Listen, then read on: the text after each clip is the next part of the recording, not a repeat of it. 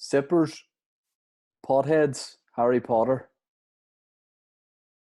pot cotton. Does that work? Dot cotton from EastEnders. Who knows? Who cares? Welcome to the podcast.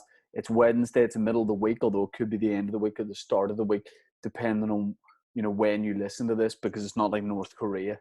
You can listen to it at any point. And that makes it sound like in North Korea, only on release day can you listen to this podcast. I'm pretty sure we're not getting many listeners from Pyongyang. I'm pretty sure. I'm also pretty sure it's not pronounced Pyongyang. Pyongyang. I don't know. I don't know what it is, but Pyongyang is a place that I can't ever see myself doing stand up. But genuinely, if Kim Jong Un got in touch, if his people got in touch with my people, and he said he wanted the NBC, he wanted the money told, if he said, "Will you come to Pyongyang and hit us with some laughs?" I would 100% do it if the cash was right, because you'd make such a great vlog. You know what I mean? And I'm pretty sure those guys have never seen stand up before, so by default, it would be the best gig they'd ever been to.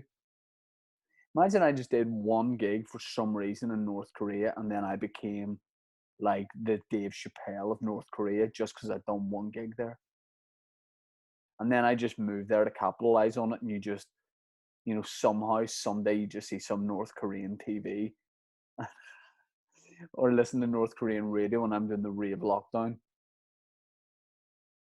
But it's just all in Korean. I don't know. Is it Korean and the people in North Korea and South Korea speak the same language? I don't know. All I know is that, if representatives from both sides are watching, North and South, you guys need to knock it in the head and get it together. From Northern Ireland, we were able to do it. Spoof, no, definitely weren't. I love it when people are like, "It's so good you guys have peace in Northern Ireland now." We're like, "Listen, COVID's kind of knocked it in the head for a year, but trust me, the boys will be back. Trust me, there's some guys just sitting in the house getting way more sectarian because of this, just being like, oh, fuck, let me out so I can just fucking hit a Protestant with a mallet." There's some guys being like, "Oh, I'd love to just get a Catholic in a headlock." Or maybe they'll come full circle, and after this, maybe they'll just go, "You know what? This is silly. Let's just get hands across the barricades and make some glory holes along the peace line. Just get our pieces through it. The peace line of pieces." I don't know. It's been a long day, but I do know this is a Tea With Me podcast. This is Wednesday. If you're not on the Patreon, right? If you don't sign up at patreon.com/teawithmepodcast and pay anything from £3 a month, which is like 80p a week. I don't know if it is. I mean, I don't even know. I don't know what the capital of North Korea is. If you're not over there getting the Breakfast Brew podcast every morning, Monday to Friday, I don't know what you're doing. We do live podcasts every Friday on Zoom. And honestly, last Fridays with Ciaran Bartlett and Ciaran Bartlett, 10 out of 10. Smashing episode. We talked about death. It's a good way to start your weekend, and it was a good time. We do a full-length bonus episode on there. I did an episode with Ciaran Bartlett on Monday, which again was just a real fun episode. We sort of talked about the background of some of the videos we've done. We talked a little bit about filmmaking and mistakes we've made with videos in the past and stuff you thought was going to be straight fire, and it turned out to be water. It was a good time. Patreon.com/teawithmepodcast. There is so much bonus content over there. Go and get involved. Also, we're sponsored up to the gills. To be honest, we're drowning in sponsors on the Tea With Me podcast, but it's delicious tea, so it's okay. We've got 2 sponsors, kicking off with the new kids in town, Beer 52. Now, some of you might know what Beer 52 is. Believe it or not, it's a beer company. It's a beer club. It's an online beer club. And you're going, "Oh, does that mean I download virtual beers and drink them through my mouse?" No, you fucking idiot. Beer 52, here's what happens. What they do is they send you out 8 craft beers from all around the world. And they do different themes. So if you're a guy who's just bored of going into the off license and getting 6 cans of Stella, of getting a few tins of Harp, not that there's anything wrong with those beers, but you're like, I just get the same ones. Beer52.com/teawithme. What you do is you just cover the postage, £5.95. you get a case of 8 free craft beers. And it's the biggest beer club in the world, and that's not a fluke. They have over 170,000 active members. Each month you get sent a case with a different theme. It comes with a magazine and a snack. And if you don't like a certain kind of beer, like if you're like, I don't like dark beer, I'm scared of the dark. You get that light beer, which is a little nightlight. You get some of that. You can pause or cancel it at any time. Beer52.com/tea with me. You pay £5.95 postage. You get all of it now. And honestly, shout out to Beer 52 because they hooked your boy up at the start of this week. They said, look, we're sponsoring the podcast. And what we want to do is send you out some of the products so you can stand over it. And I was like Pablo Escobar in Narcos, I was making sure the product was good. And honestly, we kicked off with some like corn snacks. And I said to myself, I'm not going to be able to eat this because I'm gluten-free, dairy-free. And then and they didn't know this about me beforehand, but they were already gluten-free, dairy-free, and they were delicious. And there was 8 beers, and they were all different kinds, all different shapes and colors and all. So it's a good time. Change up your carry-out. That's okay. Ciaran Bartlett's running a bit late. That's my guest. And it's fine. He's 5 minutes late, and that's okay. Because I moved the time of the podcast. So it's fair. And he probably isn't late, but he is psychologically, he's probably like, I need to let him know that, I work on my time. That's just the way it is. So beer52.com/tea with me. It's either tea with me or tea with me podcast, whatever I just said previously. The link's in the description. Before we get into this episode, our other sponsor, as you know, is Manscaped. Big friends of the show, Manscaped. I mean, listen, we've all been on public transport before and smelt the guy that just didn't smell good, and the smell stayed around when he got off at the second stop and you stayed on to the final destination. You know what I'm talking about. And if he smells like that under the arms, what's he going to smell like under the pants? Manscaped are changing up the men's below-the-belt grooming game. They have a thing called the Perfect Package 3.0, and that's funny because it's like your package, and it also comes as a package. It has all your below-the-belt grooming needs that don't stop there. You complete your grooming game with a new refined signature scent by Manscaped. And it's good because it's refined. It was fined, and then they made it refined, and that's good when you do something twice. It's a cologne that smells very nice. I've been wearing it. It's calming.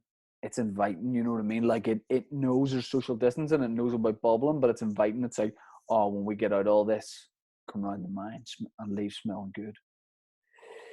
So check out the Perfect Package 3.0. It's got the Lawnmower 3.0. We know what that is. We don't beat around the bush.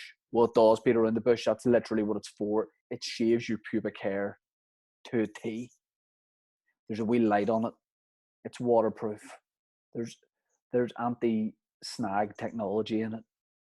And there's ball deodorant and toner as well, just to keep your testes besties. So what you do is you get 20% off and free shipping with the code teawithme at manscaped.com. Your balls and body will thank you. We put the link in the description. It's great if you're just using it for yourself. It's a great gift idea as well. If you're sort of trying to tell somebody, you need to sort yourself out down there. That's what you do. So thank you very much to our sponsors, and let's kick on with the episode. My guest today is Ciaran Bartlett, Dr. Ciaran Bartlett. Ciaran's been on this podcast a bunch of times. He's a very funny guy. He did the live episode on Friday. I put a clip out where Ciaran basically very weirdly said to me and Aaron Butler that he wants to be buried sort of standing up or sitting up. He wants to be buried above ground. So we delved into the psychology of that.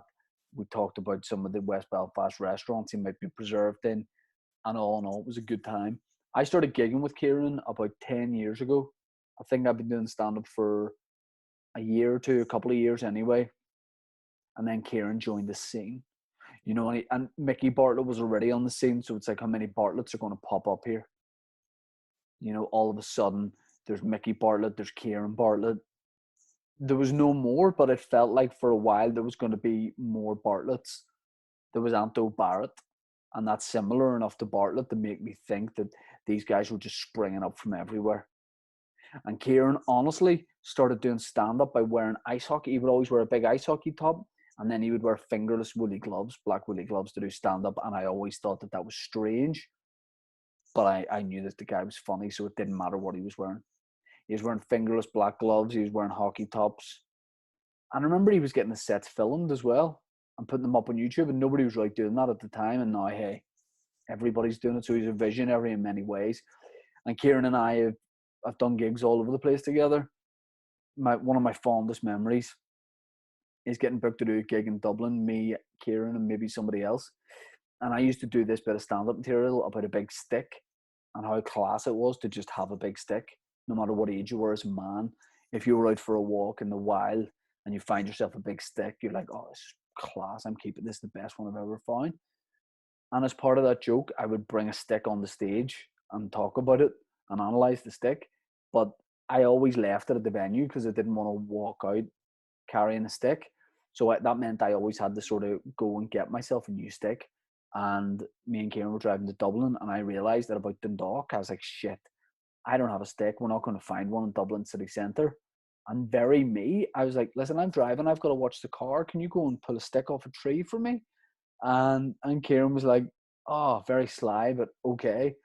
And I just remember us being parked on the hard shoulder of the motorway to Dublin and just seeing Ciaran just like not having a great time of it, trying to wrench a branch off a tree. And I was like, if the guards come and they go, what are you lads up to? There's no way they're going to believe me going, we're comedians and this is part of my act.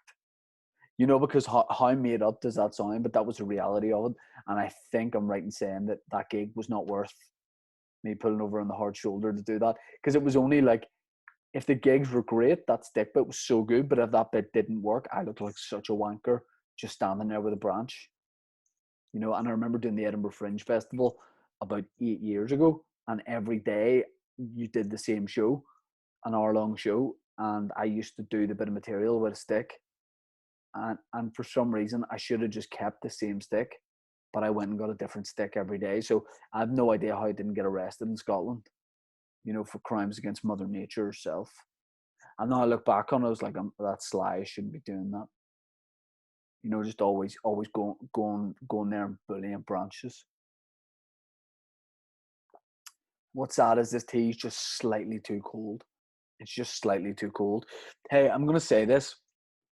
I know I was talking on the Patreon podcast recently about how, you know, these extra lockdowns and, you know, they talk about the vaccine and, you know, it's taken so long to vaccinate people and that sort of thing. I think everybody felt like a big collective brain fog, you know, where it was like, especially because coming up to a year as well of COVID kind of keeping us by and large at home. I think everyone started feeling it at the same time about a week ago there. I don't know, just a lot of guys I would speak to were just like, I don't know, I find this really tough. And I had a couple of days based on, probably mainly because the baby's hasn't been sleeping great like in the last week. So I was tired anyway, where it just caught up with me. And I was like, we really have, like as people, like we've lost a year of our lives. Pretty much we've lost a year of our lives. And you can't complain too much because great things have happened in that time for a lot of people. Like I've had a baby. So, and that is the best thing. And I've got to spend so much time at home where normally I kind of be out working and traveling for work and that kind of thing, touring, all that. So there's a silver lining to everything. But at the same time, like a year. And I felt that I was like, started thinking about how long it had been since I'd done stand-up and how long is it going to be until I'm back doing stand-up. And I just got like, I wouldn't even say I got down. I just got like flat. I just got flat. And literally the sun coming out today in the sky and the fact that it's like a nice bright blue sky out there has lifted my mood so much. And I feel really good. So I'm back. The sun's back. I've got that vitamin D. And ladies and gentlemen, please welcome to the Tea With Me podcast, my guest, Ciaran Bartlett. And I'm bringing him straight in. I mean, a lot of people probably don't like that. I just threw them straight onto the pod. CB, Ciaran Bartlett in the house. Yep. Dr. Bartlett, we're in the episode. Just to let you know, we're in. we're rolling, we're already cooking. And I was just talking about how I feel that the fact that we're coming up a year of kind of being in lockdown, like it nearly has been like a full year, I think caught up to a lot of people once you started thinking about how long it had been. About a week ago, I sort of noticed a lot of people I was talking to were like, man, I'm struggling here. And I was saying that it's a real, I don't know where you are, but it's a real nice day today. The sun's out, there's blue skies. And I think that's lifted me. I'm like, oh, the good weather's going to be coming in soon. We're going to be going out for walks, and we might be locked down, but we can have a wee barbecue and put on a Motown playlist in the garden. Mate, I've been walking like fuck of late.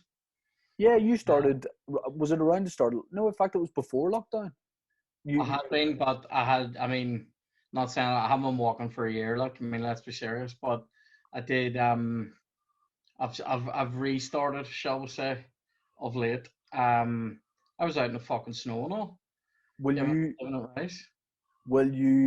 are you an urban walker? Are you like Mr. Fox walking about the streets? Or do you like to just get away in a little bit of serenity and just kick through leaves and stuff? I'm a leaf kicker, mate.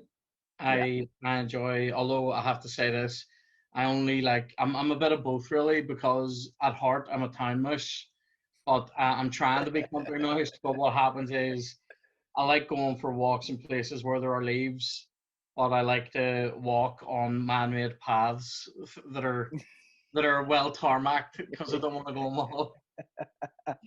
So, Yeah, I yeah, like the idea of just rugged landscape being the only person around, but at the same time, I like a coffee van, you know what I yeah, yeah. mean? Yeah, And but I like I like going like I was about to say I was actually about to say I like going to parks, and then I knew it sounded like such a creep. you you either sound like three things: a creep, a 4-year-old, or an 80-year-old. Yeah, I mean, I like going to parks too. There's nothing wrong with the park. I yeah, mean, there is if you're, a registered sex offender. But if you're just like just a guy just living his life out and about, a park's fun. Like what I like is a country park and not going too far off the beaten track. That's what I like.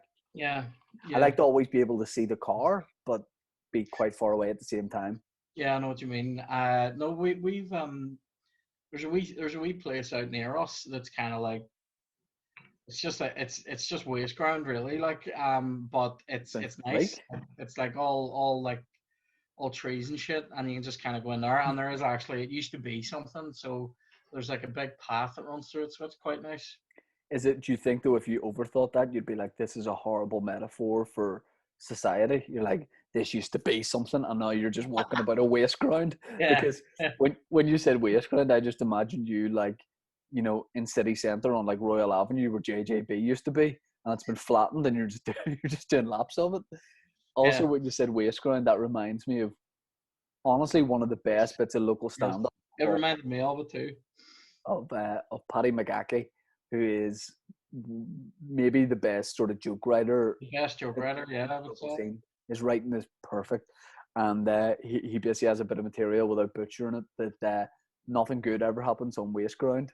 Uh, Oh, the uh, Takens, mate. Oh, and the take, yeah, so his joke it's like multi-layered. It's like nothing good ever happens on waste ground, and obviously he tells it way better than I'm explaining it. And he's like, and nothing good ever happens with the takens. yeah. The people always steal the takens, and he's like, you always hear about people getting robbed of the takings on waste ground, and that is just It's so good. I love that bit, and I've always loved this Who Wants to Be a Millionaire. Uh, that I mean, is that's probably the best dairy joke that's ever been made. Like, it's one of those ones. No matter how many times you hear it, it's like a comforting joke to me, yes, and I remember like Paddy was the person that sort of in a way really got me into stand up because I went to I think I've told this story ages ago on the podcast, but I went to the Empire whenever I was about 16 to watch with some mates from Tech, and it was like English acts or Colin Murphy. So you'd seen Colin Murphy on TV, and these English acts were English or Scottish or whatever. And then Paddy went on to do the open spot, and he was just a regular guy from Ballymena. He looked like all of us that were yeah, there, he was just in jeans and boots and a fucking t-shirt, and he did a bit of material that he will do from time to time if you really ask him. If I'm like, Paddy, please do that bit. It's about being so drunk when he got back to his uni house that his mates thought that they were controlling Casualty because they had the PlayStation controller, Yes. but Casualty was on the TV. And that bit of material, I remember being stunned that you could come up with that. I think I realized at that point as well, comedians actually write their own material, because a lot of people like genuinely don't know that. Something, do you write your Yeah. own stuff? It's like, well, yeah, I mean, not always do, but No, I had one of my own brothers. Don't talk to him anymore. My own brother asked me, "Do you do Peter Kay stuff?" and that's why. And you just, at that point, you were like, you're not my I'm life like, anymore. You're you're done. cut off. Get out. But that's real. Like, that's a real thing he asked. But you know what? See that the best bit about that Who Wants to Be a Millionaire bit isn't the dairy joke. It's it's when he says it's a mixed marriage between Sinead and Mervyn. You're Yeah. like, he couldn't have picked the names better. It's that level. So good. And then also, is he the nicest man in comedy? I think he might be. And He, then he's one of the only people that at a gig, like, people are always looking around, and there's like a bit of networking that goes on, and there's when Paddy's talking to you, like, anybody could walk into the room. Paddy, like, will have his conversation with you. He's interested. He has no agenda. He's just the fucking nicest guy. And the joke is about mixed race couples and or mixed religion couples, and he says, yeah, it's the way he says Mervyn, though. He goes, "Welcome to the yeah. show, Sinead." And Mervyn, it's like, yes, yes, Yeah. I love that. So, I mean, Right. honestly, I think if I could watch a local stand-up set right now, just as a one-off for 20 minutes, I would watch Paddy. I'd watch Paddy Yeah. McGackie. My Paddy is just, my last Paddy McGackie story, and I feel so bad for this, was, do you remember the night we were doing a gig? Where were we playing? I think we might have been doing like Lavery's, right. and we met in Cafe O. Play O, right? So of course we Yes. did. And we met in Cafe O, and Paddy was like, do I have time to get something to eat here? And I was like, yeah, mate, yeah. And he was like, I'm really, really hungry. And I went, mate, get some food here is decent. It's all like vegan, vegetarian stuff. It's really good. And he ordered like a hot sandwich and a salad or something. And then we realized like we were already late for the gig. And I'm like standing there going, Yeah. Yeah. and his food had just arrived. And I'm like, Paddy, we need to go. I still feel like such a wanker for it, because I honestly think he probably thinks that I did that on purpose, and I would never stand between a man and a hot sandwich. Like, you know what I mean? It's just not. Oh, I, it's so bad. I also remember, like, because I basically started, once I did stand up, then I gigged with Paddy. I was like, I saw you at the Empire. In fact, it was months later I realized he was that guy, because he didn't do that material at first when I Yeah, started gigging with him, and then he did it one night. I was like, holy fuck, you're part of the reason I do stand up. And Paddy used to, like, any gig he was doing, he'd ring me and go, listen, do you want to jump on at this too? And I would drive for further away gigs, I would drive to this roundabout at outside Ballymena and meet him there. And then he would drive us or I would drive us. But he used to have, he would go to the gig in trainers, and in his boot, he had a pair of slightly smarter shoes. And he said, they're my gig shoes. And I never understood the logic to it until like years later. And I was like, that's such a smart thing, that you're having crack in the car on the way there, you're having a laugh. But when it's professionalism, because it's like, once you get to the venue and you put those on, it's like, there's my that's my uniform, even if it is yeah, your shoes. And the person that took it further than that was, I don't know if you've gigged with Neil Dugan, and Neil yeah, Dugan is a Belfast comedian, fucking brilliant stand up. And Neil is another set I'd love to watch right now. But he will arrive. He does this real old school thing of, you'll be in the venue an hour before. He'll walk in, normal clothes, yeah, suit hung up over the shoulder. He takes a we look around. He drinks it in. He drinks the venue in, and then he goes and puts a suit on. And I love that. yeah. He suits up. I used to do that with onesies. You hosted the Empire a couple. Yeah, There was a time where, like, me, you, and Mickey were sort of hosting the Empire a fair bit between us, yeah, and I remember going one night, just by chance or something, like I hadn't planned it, and you were just in a multicolored onesie, and you didn't address it. Yeah, no, I never used it as a bit. I think I started doing that. I haven't done it in ages, but I think I started doing it. I was doing quite mean stuff, or what I thought was mean could be construed as being mean spirited. And so I thought if I dander out in a onesie and like a pair of DMs, it sort of shows that I'm not really taking myself that seriously, and it was a way of just sort of like a bit of a gimmick, if I can say that, a way of getting people to be on side and go, well, if this guy is gonna get into a onesie with tits like that, you know what I mean? It's not like I'm taking it that seriously. Do you know what I mean? I said when I was introducing you to this podcast before you jumped on, I was saying when you started doing stuff, because we started like roughly, you started a couple of years later than me, but Mm. roughly around the same era. Like, but you used to always wear fingerless gloves and Yes, an ice hockey shirt. yes. Have you? Unacceptable, really. Yeah, yeah. I mean, if you were gigging in New York, it's basically the uniform, but it's weird here when anyone goes slightly outside. Everyone kind of It's dresses. weird. Love it. Well, look, what I mean is, it's not weird anywhere else, but here, when someone wears a suit, which is what probably stand-ups should theoretically wear, or fucking gloves, which if you're wearing that anywhere else, it'd be normal. It's like it's just because it's here. It's like, mate, you wear the same thing as everybody else, okay? Yeah. You either wear the shirt or the t-shirt, jeans, and trainers. That's it. But because have been away from stand-up for so long now, I've really started thinking about, am I dressing right for the stage? Like what you, because before I only thought about like solo shows. Maybe wonder maybe I'll buy myself a wee pair of shoes for this. But now, like, I'm really thinking about it, and I'm like, what way do I feel comfortable dressing on stage? And I go between the two. Like sometimes I want to wear like a nice fashionable t-shirt, jeans and trainers. Then sometimes I'm like, should I just wear like a sports hoodie? And I really have started overthinking it. And I don't know what way I'm going to show up to stand up when it goes again. Genuinely, I could be in like a sequenced, glittery fucking three-piece suit with the ass cut out of it. I don't know what I'm going to be doing, but I'm I going to have change it up. these. I have these. I got bought a pair of what I'm going to describe as a pair of. I call them red specials. Now they're like blanket material. Yes. They're like soft blanket material, dark red trousers that have wee bars on them. And I think I'm gonna wear those to a gig whenever it opens up again because they're Are they warm. pajama bottoms? No, because there is no top for them, so they they're not pajamas. They are. It's a lounge pant. You know what I mean? So it's they're very enjoyable though, and I would probably. But to be fair, I would the kind of when I put them on and wear them. I have worn them out a couple of times, and I kind of feel like a chef.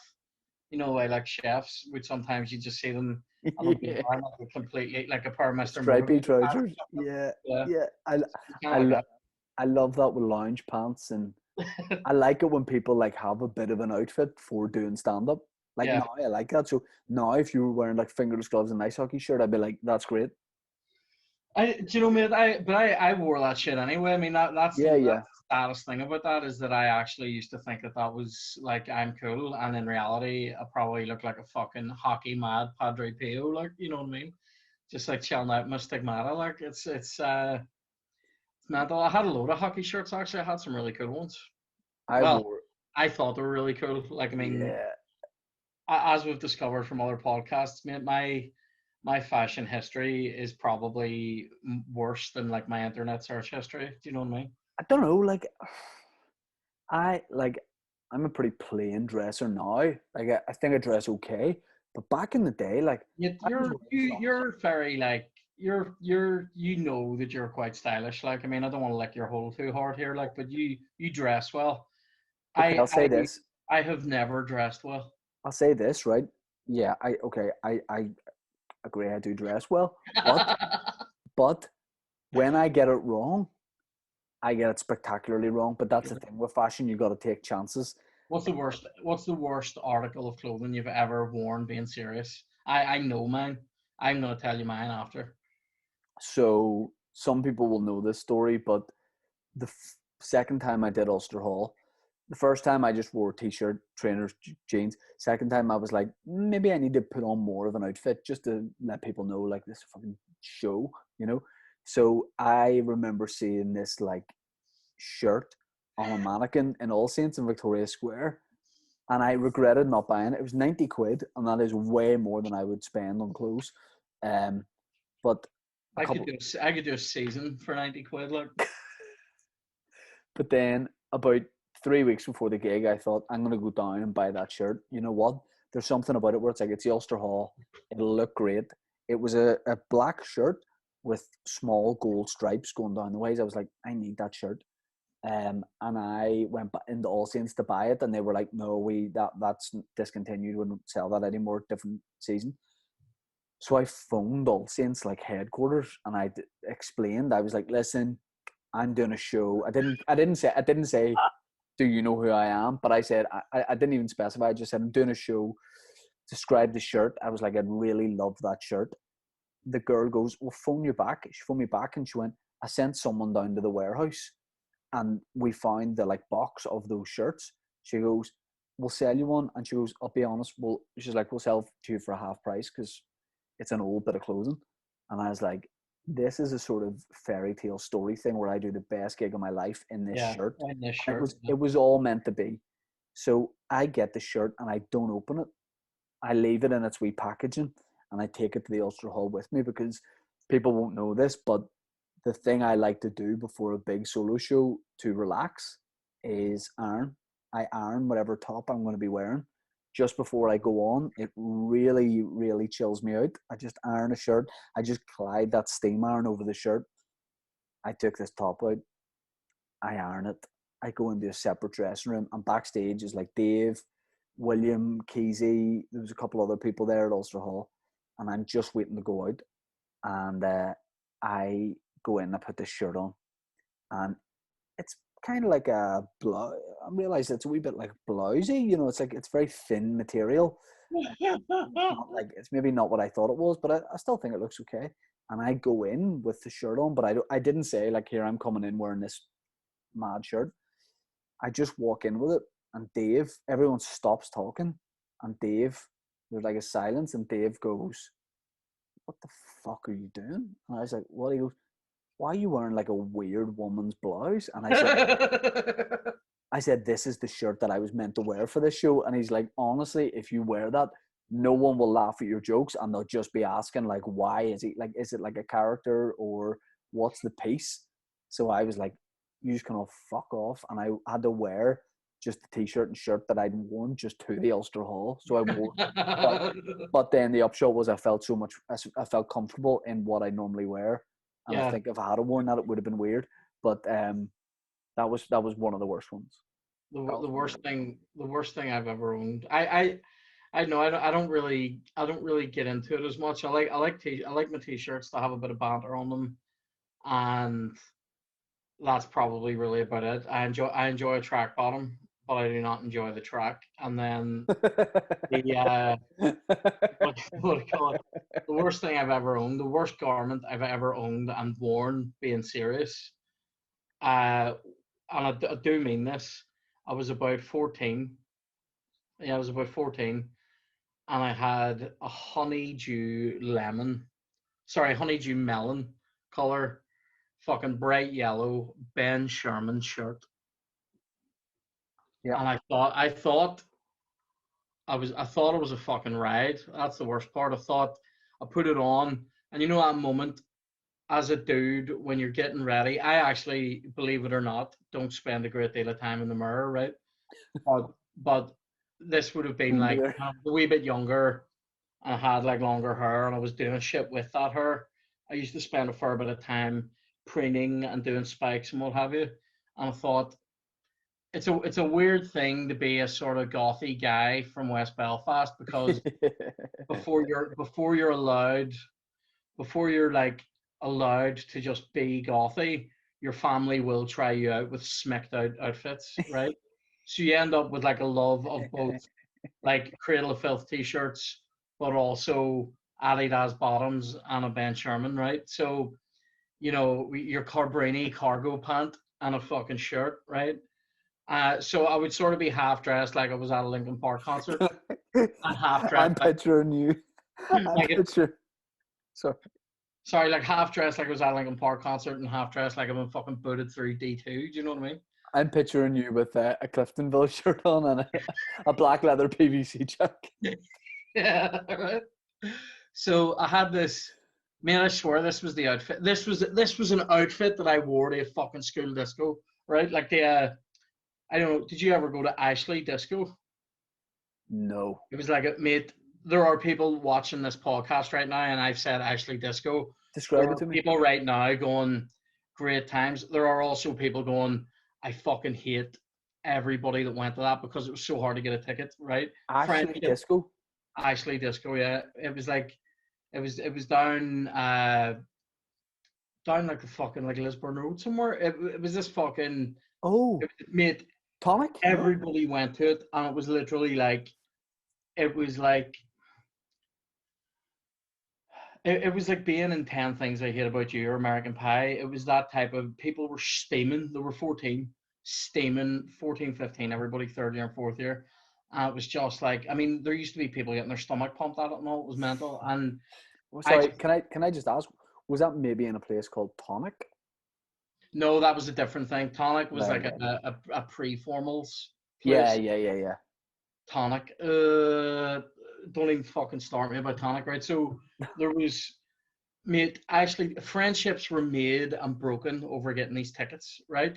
Anyway, guy on our school bus, his ma was one of the people who organised it, and we always used to get tickets off him. It was very easy for us. Anyway, I had this outfit. This is fucking how I was ever allowed to go out of the house, I guess, right? What age are you, like 14 or something? 14, right? Like late on in third year. Metal fan hair, like fucking, Spikes spiked, on? Yeah. big spikes, right? Yellow Ben Sherman shirt, unacceptable, right? With the green Ben Sherman label on it, right? Yeah. Desert Storm camo fucking cargo fucking pants. What do you call them? Combats. Yeah. Combats. But official, like Desert Storm camo, like I bought them out of an army surplus place, right? And fucking Wrangler desert boots. Oh. I was allowed out of the house. Not only did I go out, there was a point that night when I went, I'm a fucking ride, right? I remember getting out that night and one of my mates going, "You look like a melon," and I went, "Class." That was it. You Like, look you look like a flamboyant serviceman in the Gulf War. I love that. I and absolutely love that. that night in a shop on the way home, I got stung by a wasp. This was like late spring, and I blamed the shirt The brightness of the because it shirt. must have attracted. The only thing it did fucking attract was a wasp, and it fucking, the wasp got inside it and stung me on the fucking belly. The You know? True story. the the, Brutal, the, brutal the, story. Like, the memory I have of Tonic was I went to a girl's birthday party there, like a friend. You know, one of those ones where like you had a group of mates in school, and then you might have been friends with a group of girls from a different school. So your yeah, mates were mates with them, because I went to an all boys school, so you kind of just hung around with girls from different schools, and it was this girl's like birthday party, and I was about, yeah, probably about 14, maybe 13, and it was like her 14th, whatever. And we went to her birthday party, and it was like a family party, but then there was a bit of underage drinking as well, and it was what it was, like an underage kind of thing, and Tonic. And I remember we were all leaving, and everyone was like, no one really had manners at that age too. Like, no one knew formalities, yeah. You don't know how to social get on when you're out. Yeah, social norms, right? So everyone was like, right, we're away here. And I was like, it's her birthday party. She's invited all of us. I'm 13 or 14. I said, thanks so much for inviting us. Have a great birthday. And I gave her a kiss on the cheek. And I remember halfway through doing it going, what the fuck am I doing? And she almost acted like, oh, he's trying it on with me. And it was honestly just a gesture of like, Nah, I appreciate it. Mwah, mwah. See you later, right? But I remember halfway through doing it It's being like like, why have I committed to this? in your brain, you're getting on older than you actually are. Yes, It's, 100%. yeah, I was like, I'm trying to be older, but I knew that it was like a polite thing to do, but just not at that age. We used to have these things called Energy 106 discos in the Ice Bowl in Dundonald. Mate, Energy 106. Yeah, the whole remember that? Energy 106 was basically a radio station in Belfast, Yeah, and it was they had a shop in the in shops, and it was ran by a guy called right. Lawrence John, who his big two passions were UFOs and dance music. So he ran these underage Good discos, mix. That's a good mix. great mix, and he ran these underage discos in Dundonald Ice Bowl. Place would have been absolutely jam packed with like 14 to 17-year-olds, and it was Yep. chaos. Like loads of people. When I went, like I didn't drink or anything at that age, but everybody was like gear, drinking, all that sort of thing. And I remember to that wearing, speaking of fashion disasters, I went to TK Maxx that morning to get myself the outfit. You know, I had like 15 quid, and in TK Maxx, you're going home with a wardrobe. Um, so I got myself a white cream shirt.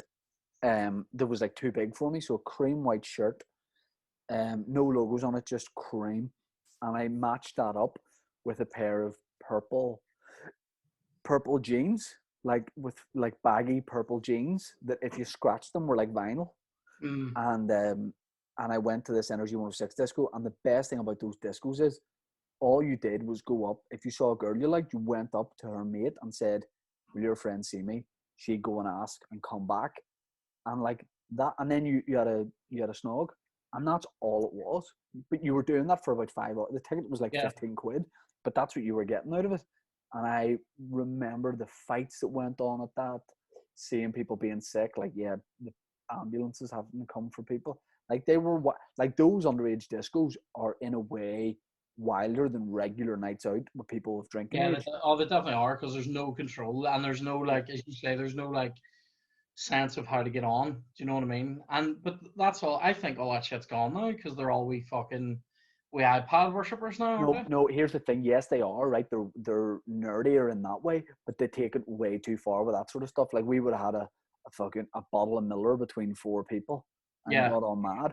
They'd be like, you know, you have 14-year-olds now who'd be like, I'm just going to drop some OxyContin, meth, and a bottle of bleach, and you're like, yeah, Jesus yeah. fucking Christ!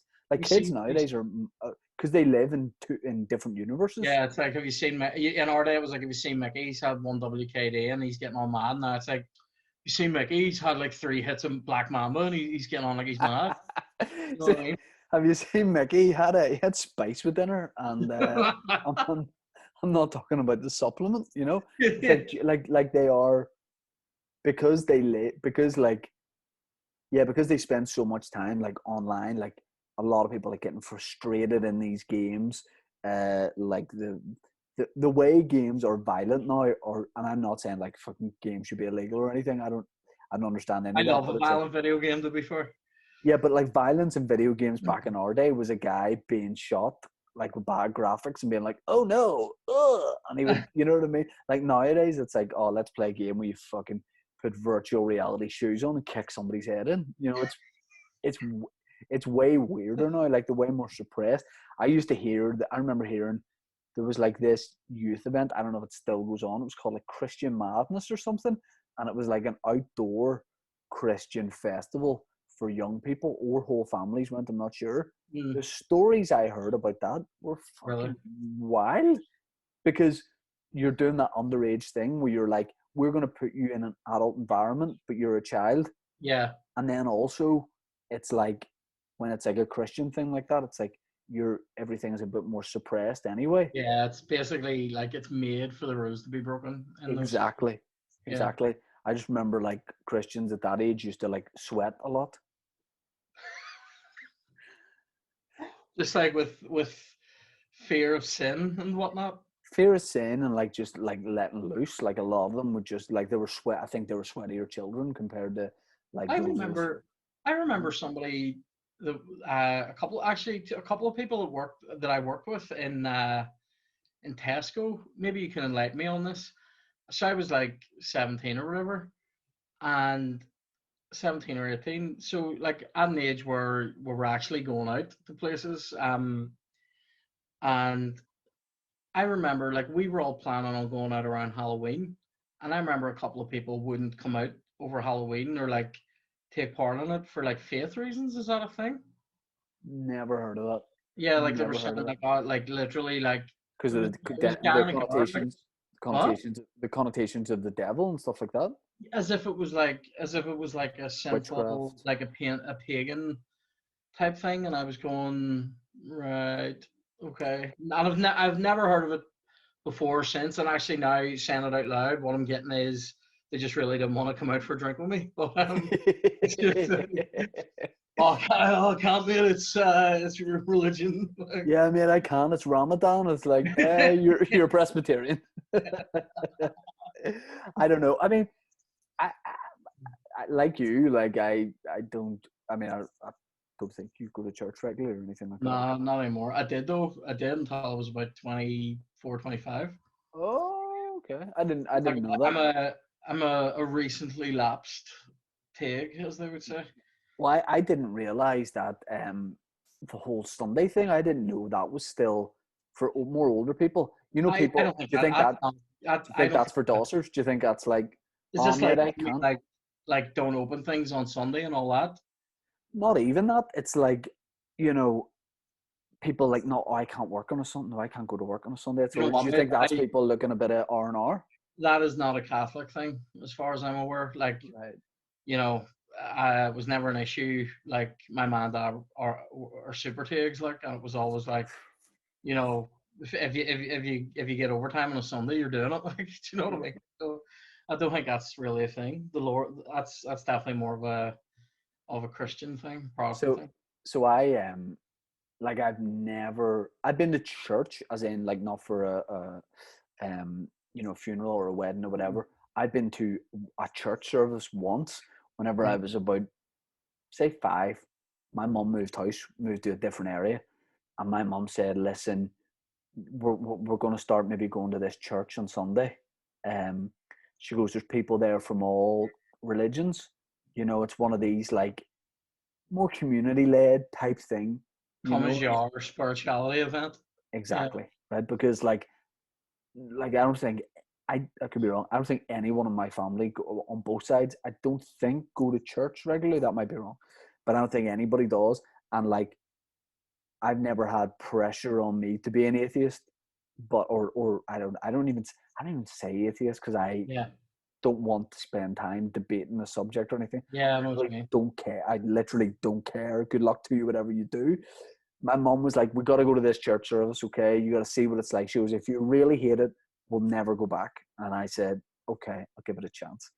And I go, and there's like a guy taking it, and he's too young to be doing it, and he's the cock with the walk, you know what I mean? Yeah, yeah. He's peacocking about the place. He's too much power, and he gets up on the stage and he goes, "Can all the children come to the front? Can all the children come to the front?" And everyone stands like at the bottom of this wee stage, and of course he's standing up at a height.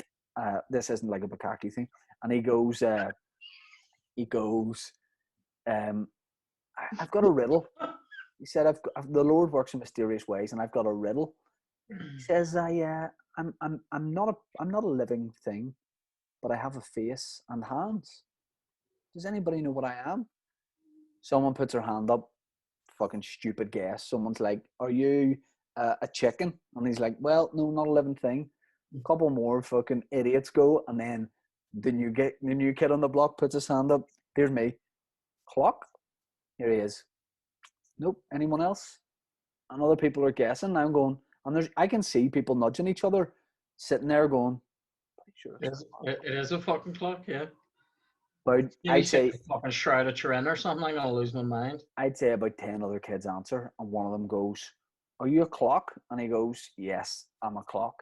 I swear, I We're think I said that, and he goes, "Don't think you did." I went back to where my mum and her husband were sitting, and I was like, "We can never come back here." And my mum was like, "You're right, we're never coming back. That was bullshit. What happened up there?" I never went back. It's the only time I've ever been to church. No, mate, like that's mental. I thought clock, and then I'm sitting going, Yeah, uh, see, I think no mate, I fully like I was there every week until I was. I think I'm trying to work out the years. I must have been until I was about 24, 25. The I, the the Clown and the Murphy report and all came out about abuse in the church, and I just went, "Fuck this, I'm out." I think that, no, no pun intended, turned a lot of people off to Yeah, to, dude, to yeah. the church. It did, and films like Spotlight as well. Like there is a big thing of like I get that the role of any kind of church can be really important in someone's life, and they can get so much from it, and Mm, connections to people that have passed on, and that kind of thing. Like I totally get it, but yes, when you hear stuff like that, it's very difficult to yeah, not. Oh, and look, we can all make easy jokes about the fucking church and that kind of thing, but it's like, okay, this is a thing. And way yeah, before that, I when I was younger, I would have kind of, when you start to get the drinking age, I fell into that trap of what I despise now, which is that person at the house party that doesn't go looking for the debate, but ends up in a debate telling people how God can't exist. That once or twice was me, and I really caught myself onto that, where I was like, I am just as bad as, yeah. I'm forcing this opinion, like the other side of people on the other side can force it, and it makes me cringe so bad. It's Like like getting sucked. It's like getting sucked into talking about the troubles by an English person. yeah, exactly. I became that person a couple of times when I was like 18 or 19. You You do know, and these things when you're young. Yeah, and I'm sitting there going, no, but you really need to go back to the 12th century. You know, yeah, because and honestly, like now I'm like, I don't know who the fuck am I to say God doesn't exist. I don't believe that God exists. Like that's personal belief, but I'm borderline. Like I have a low IQ. Like I'm a stylish guy with a low IQ, right? So that's like I don't know. there's the name of your new special. Stylish guy, low IQ. Love it. That's funny. You know, I have no authority on this matter. I That's have the no thing. idea. I think one of the issues I kind of have with it now is that they don't even really. I learned more about like the history of that time, studying ancient history than in 3 years than I learned about the history of that time and the early church from going to mass for 25 years. Do you know what I mean? Like I Yeah, found out more, and this is the thing. I think they hide things from people because it doesn't make it doesn't make for as good of a story, or I don't want to get into all this, but like things like in the gospel where it says like about oh, Jesus was born this year when so and so was the governor, and there was a census called. There's no evidence anywhere else apart from the Bible that says about that census being called, and the reason why people write that shit is to give themselves authority when they're writing about it. Like whoever wrote the actual gospel, wrote that because they wanted to sound like they knew what they were talking about. Even and then when they're proven to be wrong, the church covers that stuff up really and doesn't tell people about it. And there's loads of instances of that, but they don't tell people about it because they think it'll turn people off to the story or turn people off to like their belief. But if people see the mistakes in it and still believe it, then that's a different type of faith. yeah, Do you know what I yeah, mean? yeah. And So I it's like, think you see firsthand, like just how much faith can help people and can yeah, like heal people. Like people, are devoted to it their whole life, and they get exactly what they need out of it. So, like, who's yeah, anyone to say that it's wrong or belittle it or anything? I mean, we can definitely have a laugh doing that, but like, yeah, definitely. but Like, but also have a laugh at people the other side who are like, no, you're wrong, and like, fuck those people too. Can I ask you a really personal question, which you don't have to answer if you don't want to? You right, say you say you used to go to church, yeah, and now you don't because of uh, yeah. abuse investigations, all that kind of thing. Do you still believe in God? I think so. Yeah. Well, I do. Yeah. I mean, I think there's something like I'm dying to believe that it's kind of real, and like I think that's kind of why I really want ghosts and all to be real. Do you know what I mean? Is Yeah, all yeah. closely connected to my kind of. I think if there is an afterlife, I feel a hell of a lot better with things like, you know what Oh I mean? man, if ghosts are real, then God is 100% real. Yeah. You know what I mean? But I like don't not the know. other way around. Yeah, it's like I don't know. I don't know if I believe in. I definitely don't believe in a lot of the shit that the church says. I certainly don't believe in like a lot of their like views on like current life and on people. You know, they treat women like shit. They treat gay people like shit. I don't really agree with any of that. Like How how they treat how, people in ball, Africa like shit. What? how baller is it when a minister comes out and he's like, "Listen, I'm getting a lot of shit for this, but let everyone just get on with it. And listen, you want to come down, be gay here, come be gay in my church. I'll hook you up." Like that. That's baller when a minister comes out and he's like, "Listen, let me loosen the collar just to say Yeah, this. yeah. The shit Come thing down here." in the Catholic Church is that when a priest comes out and tries to ball like that, somebody above him will get wind of it and silence him. Do you know what I mean? No, you dick. That's not what we do. We Yeah, meant to and it fucking hate these. Do you know what I just an angry guy in a dress being like, "Listen, you're mean? wrong." Yeah. So that's fucking rare. I mean, there was a guy, there was a wee crusty bastard used to be a priest in St. Michael's in Andytown, and he fully used to get up on the altar. He was really old and like short, and I mean, he used to wave a hand when he was like he used to sort of Alan Shearer when he was giving a sermon. He'd be standing and he would hold on up here like onto the lectern and then be going "Meh," right. And I mean, mate, he was mental, and the shit he used to come off with. He used to slabber about people that were divorced, slabber about people who had kids out of wedlock, slabber about people in paramilitary organizations, slabber about gay people. I mean, everybody, right? And like, I remember like Steve Elliott said. people people used to get up and walk out and all. And I remember one day he was giving off about um about about people who were having children in families where they've been married and then split up, and he was giving off about these children are not like not sort of like not growing up the right way and stuff like that. And my mom went into the sacristy after the mass because my mom was a teacher, and she went in and like tore his fucking head off over it, going like, "Do you realize how many people you're just shitting on? Like, and what gives you the right to do this? Because you fucking studied the Bible for a few years. Fuck off!" Like, and I was always like, "Yes, small Bartlett going and taking one back." Like, but I mean, it wasn't a nice atmosphere. There was a lot of shit like that, and then you balance that out though with like other priests who were completely sound and Yeah, normal, yeah, yeah. like trying to actually say, well, here's what happens in the gospel this week, and here's what try not to be a wanker to anybody. You know what I mean? Try to be dead on. Don't make any. If you're lending somebody a tenner, don't charge them £15. You know what I mean? And That's in the Book of Revelations, right? don't be a wanker. Yeah, Um, can I change it? Just change the subject absolutely. and We've ask. talked And far too much about religion. Like. no, I just want to ask. You have an uncle, or do you have a great uncle that was called Bart Bartlett? Yeah, he's dead. Like, but he was R.I.P. Bart Bartlett.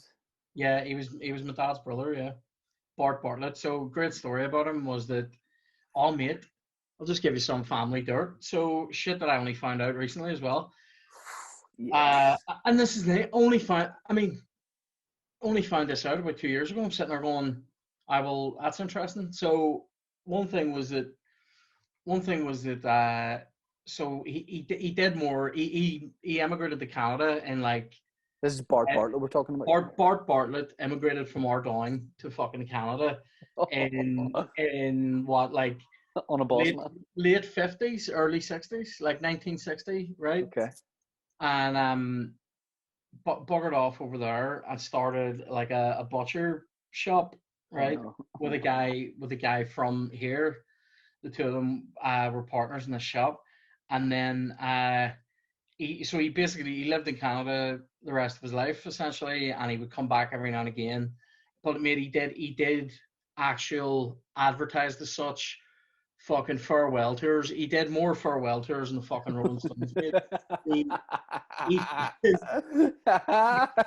he would literally like he said in about 1995. This is the last time I'm coming back to Ireland, so get all the Bart Bartlett you can eat, right?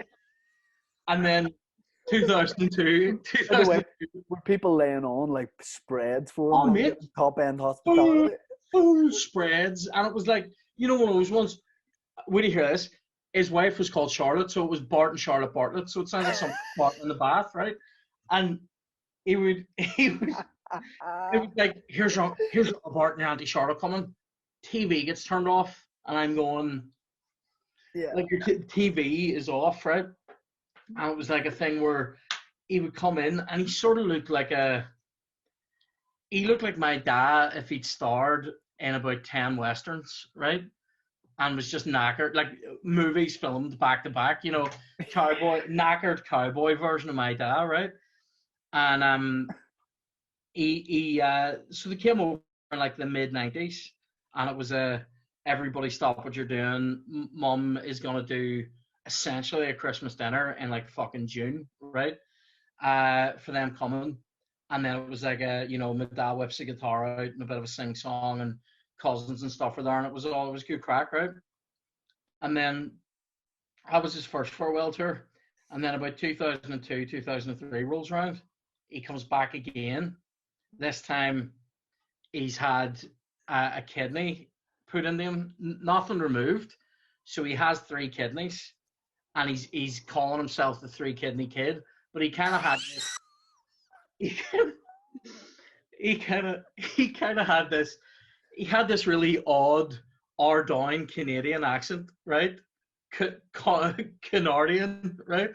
Where he would basically like sound like my dad, but like trying to act John Wayne or something, right? So he would they lived in I think they lived in like Alberta or something, right? They lived in Regina for a while, and then he said that he knew a guy from Saskatoon, right? But the way he would say it, he would go, "Oh yeah, yeah," and he had a stroke, so he was very much like, and he'd be like, "Oh yeah, yeah," that reminds me of this guy who lived outside of Saskatoon, right? Like that, where it starts off cowboy, finishes Ardoin. Do you know what I mean? Yeah. And so 2002 or 3 came over, and then I want to say like 2010, the third farewell tour. So every 7 years, Bart Bartlett's popping up. He basically must have thought he was going to die, and he just never fucking died, right? And then I think he did maybe one more after that, but the last one he did, he stayed with our Kevin for a night, right? Because it was very much, my dad wasn't well, and my mum was going, like, we can't be putting people up in the house. Like, my dad's not well enough to have people here. And so he stayed with our Kevin. And no one had told our Kevin that since he was last on tour, that he had lost one of his eyes and had a glass eye. And our Kevin was like standing making him his breakfast and just sees him putting this glass eye in. But like he said that he saw like, you know, like the eye vagina, like that it's gonna be before you put the eyeball into it. Kev said like it was one of those where you sort of go and you think you've seen somebody's brain, you know. And yeah, so on that tour. So sorry. Bart Bartlett had a wife called Charlotte, so that made them Bart and Charlotte Bartlett. He had 3 kidneys, he had a glass eye, and he had a stroke. I think he had multiple strokes, yeah. And then, and this, what do you hear? This is the thing I only found out recently. So before he left, I'm fully giving away like family secrets here. Yeah. He left. This is right before he left. To go to Canada, he was going out with this woman, right? And he asked her to come with him, and she was like, He was going out with a woman over here? Going out with a woman in Belfast. And obviously, in the late 50s, early 60s, if you're sort of going out with somebody, for more than like 2 weeks, chances are you're probably going to fucking marry them, right? Right. So this was, hold on, not the last time he was here, this happened? No, but I only found this out after he was fucking dead. He died there a few years ago, right? Get you. So this is like before he emigrated? Yeah, I think he died in like late 14, early 15, right? Yeah. Yeah, and because do you know what? He was actually nice enough. He was a bit snobby and stuff like that, far snobbier, because he went over there and sort of became basically loaded, and sort of there was a lot of talk that he'd forgotten about where he came from, what have you. Anyway, so, but I only found this out like in the last 2 years. So, and I think it's scandal. So he was going out with this woman, right? and he was basically saying, "Here, come on away to Canada. I'm gonna start my own business." Blah blah blah. She says, "Do you know what, Bart Bartlett? I'm all right." Right? No thanks. No thanks. He then, on his first return tour, he obviously lived over there for a while, made some money to come back for a visit, and his big plan on the visit was to ask this woman to marry him and come back to Canada with him. And when he came back, she was engaged to my other uncle. Holy And shit! How did Bart Bartlett not know? I don't know, but he didn't know about it. It made those days. I don't think you could just fucking ring the middle of nowhere in Canada. So he came back looking to get married, and apparently they were already on the way to get married, and they fully did get married and had kids and all, who are like my cousins. Please tell me your other uncle was called Art. He was not. He was not. But fuck yeah, I only found that out though, that like, holy shit, the woman who's actually my auntie was also previously en route to be my auntie, but she would have been married to my uncle Bart, not my uncle Oliver. Fuck, the three kidney kid, the one that got away. The one that got away, mate. Yeah, do you know what I mean, Matt? Big shout out to monster shout out to Bart Bartlett. Love that. Yeah. I love that. It's a great name, to be fair. It's kind of like Neville. You know what I mean? Gary Neville's dad. Yeah. Do you know what's mental about? Did you know why he got called that? No. Why? Like the story behind. So I read this recently in Gary Neville's book. The reason why his dad was called Neville was when they were filling out the forms to name him officially in the hospital, they wrote Neville in the forename bit for you know, instead of thinking it was the name. And somebody read over it and went, "Oh no, that's the forename. You know, you can't call him Neville." And the ma went, "I can call him whatever I want." Holy shit! It was actually a mistake. She went, "Don't fucking tell me what it can do." And out of sheer like stubbornness, called her son Neville. Do you know? I'll let you go on this.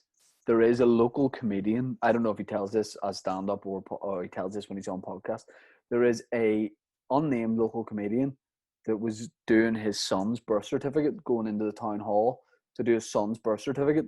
Right. And he was pretty young at the time, and his wife was like, "Here, you run in and do this. I'll wait in the car with the baby." He's like, dead on. And he knew the first name. Obviously, it was fucking his surname, so no worries. He just had to give the date of birth.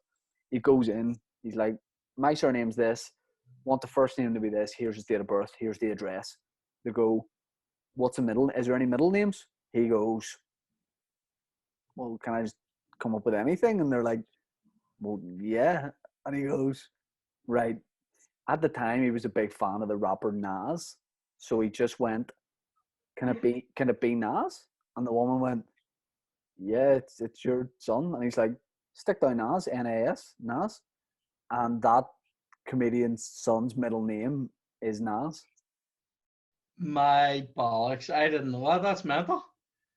I want when we're finished recording, I demand to know. I have a guess of who this local comedian is. There's not many of us have kids.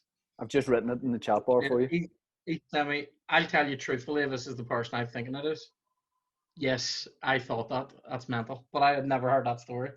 There you go. So, person enough to go and do that. Second son's middle name's Lil Wayne. I know, mate. Could you imagine if I had done that and went in and just like named him Craig David Bartlett? Like, do you know what I mean? That sounds like a regular name. No. Oh, yeah, that's mental. Craig David Bartlett. All right. Well, this episode's definitely called The Three Kidney Kid. Ciaran, I appreciate you coming on as always, and I hope it's not long before we can get the studio into shape, and we can just have a couple of mics and come down regularly, like whenever you fancy it. Sure, man. Because it's always a good time. So, shout out to you and shout out to Bart Bartlett, the Three Kidney Kid. Yeah, love it. Okay, all right. Thank you very much, big guy. Appreciate it. Take it easy, mate. See you after. See you. Bye.